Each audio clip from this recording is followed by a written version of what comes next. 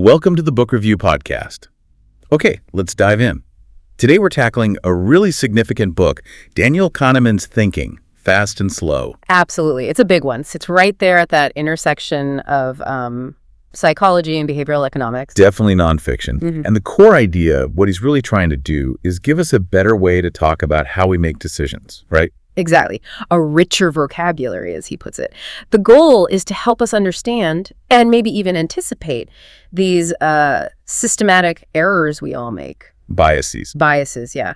And he does this by introducing these two characters living inside our heads. Right. These two ways of thinking that shape pretty much every choice we make, big or small. So who are these two characters? Let's meet them. Okay, so Kahneman calls them System 1 and System 2. It's the central metaphor of the book. System 1, that's the fast one. That's the fast one. It's your gut reaction. It runs automatically, constantly, effortlessly. Think impressions, intuitions, feelings. Like being on a comfortable walk, he says.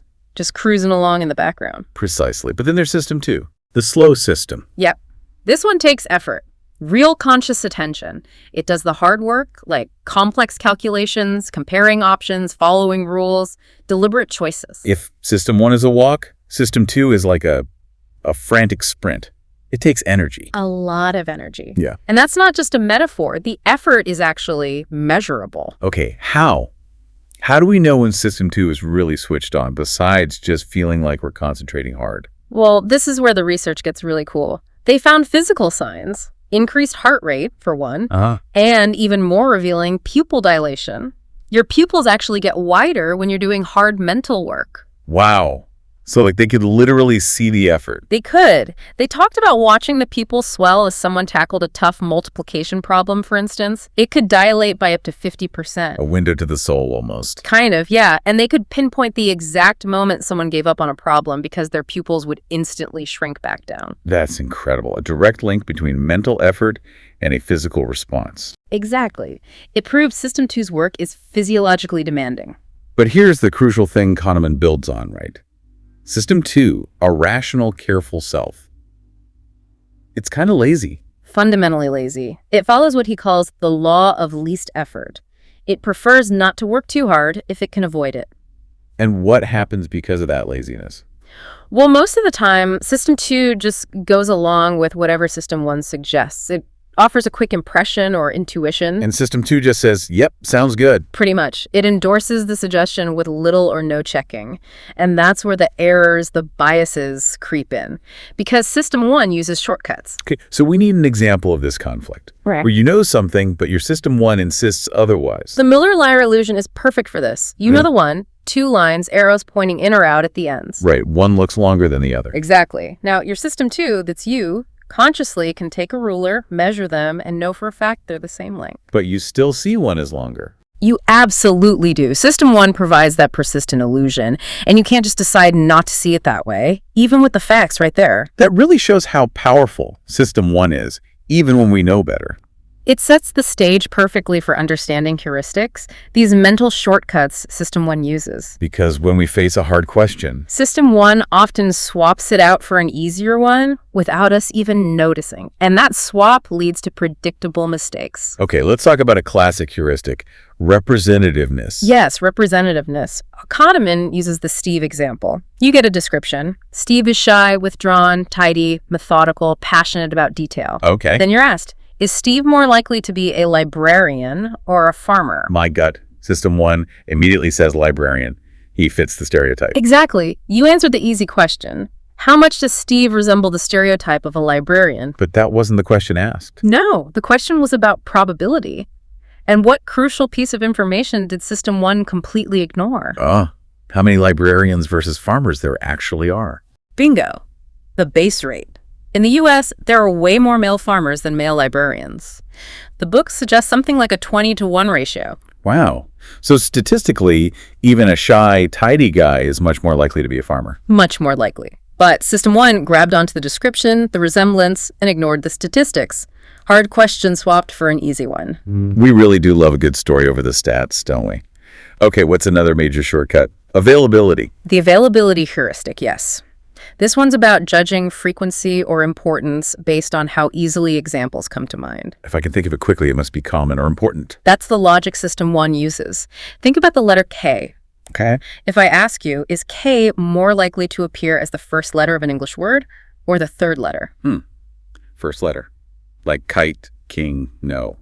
They come to mind easily. Right. Words starting with K are easier for most people to recall, but actually Let me guess. K is more common in the third position. far more common. Letters like K, L, N, R, V appear more often in the third position. But because starting letters are easier to search for in our memory, we overestimate their frequency. That makes sense. And you can see how this plays out in the real world with media coverage, for example. Absolutely. Dramatic events, things that get tons of news coverage, plane crashes, celebrity deaths, you name it, they become highly available in our minds. So we think they're more common or more significant than maybe they statistically are. Exactly. Compared to perhaps more critical but less sensational issues like, say, gradual changes in educational standards, which don't make headlines in the same way, our perception of risk gets skewed. And underlying a lot of this is another key concept, WISID. WISID, what you see is all there is. It's System 1's tendency to build the best possible story based only on the information currently active in your mind. It doesn't naturally consider what's missing. Like the Mindic leadership example, if you're just told she's intelligent and strong. System 1 jumps to good leader. It creates a coherent picture from just those two positive traits. And it doesn't automatically stop and ask, wait, is she also cruel? Is she dishonest? What else do I need to know? Nope. The available information creates a coherent, often confident judgment. Completeness takes a backseat to coherence. That drive for coherence seems really powerful. And it leads us into how these systems affect our choices, especially around risk and loss. Prospect theory. Yes, prospect theory, which Kahneman won the Nobel for, largely. The core insight is surprisingly simple. Which is? You like winning, you dislike losing.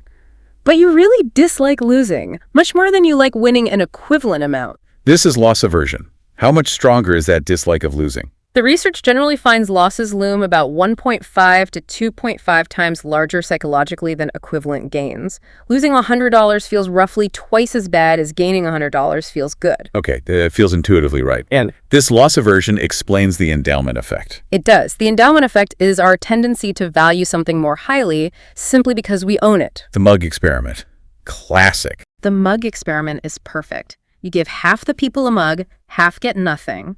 Then you see what price the owners will sell for and what price the non-owners will buy for. And the owners want roughly twice as much money to give up their mug as the buyers are willing to pay to get one. Exactly. Just possessing the mug, facing the loss of giving it up, dramatically increases its perceived value. It favors keeping what you have the status quo. And because we hate losses and prefer the status quo, we become susceptible to framing effects. Totally. How a choice is described or framed can completely flip your preference, even if the underlying outcomes are identical. The medical treatment example illustrates this so starkly. It really does. Imagine a disease is expected to kill 600 people. Option A saves 200 lives for sure. Option B has a 13 chance of saving all 600 and a 23 chance of saving no one. Okay, framed as lives saved a game, most people choose option A, the sure thing. They become risk averse. Right.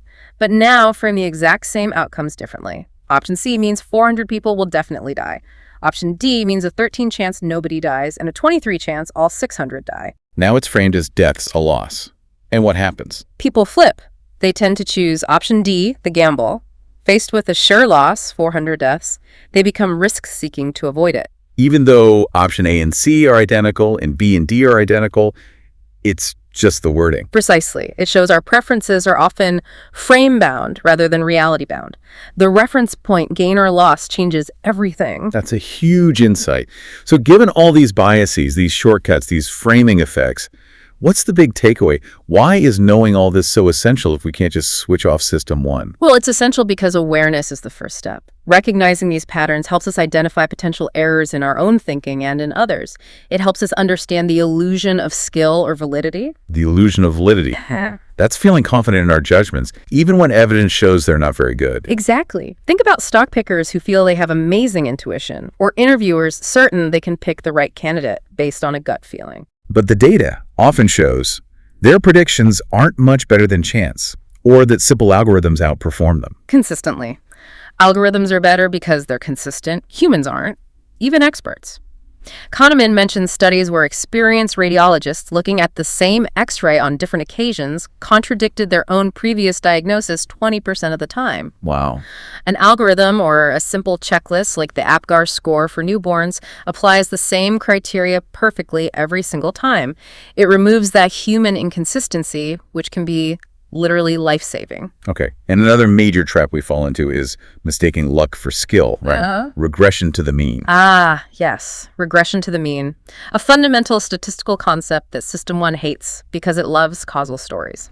The flight instructor's story is the classic illustration here. It is. The instructor observes that when he praises a pilot for an exceptionally smooth landing, the next landing is usually worse. And when he yells at a pilot after a really rough landing, the next one is usually better. So he concludes? He concludes that praise is ineffective or even harmful, and criticism works. But that's not what's happening, is it? Not at all. An exceptionally good landing and an exceptionally bad landing are likely statistical outliers.